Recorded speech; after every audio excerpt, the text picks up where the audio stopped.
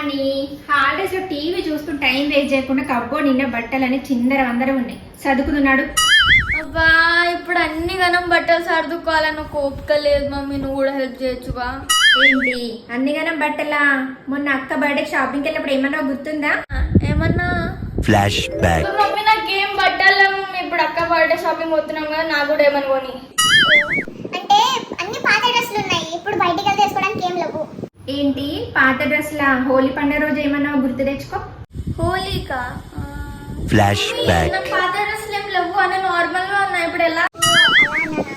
అంటే మమ్మీ పాత డ్రెస్సులు కాదు, అన్ని ట్రెడిషనల్ కి ఫంక్షన్స్ కి పార్టీస్ కి వేసుకునే డ్రెస్సెస్ ఉన్నాయి, అవి వేసుకోలేను కదా.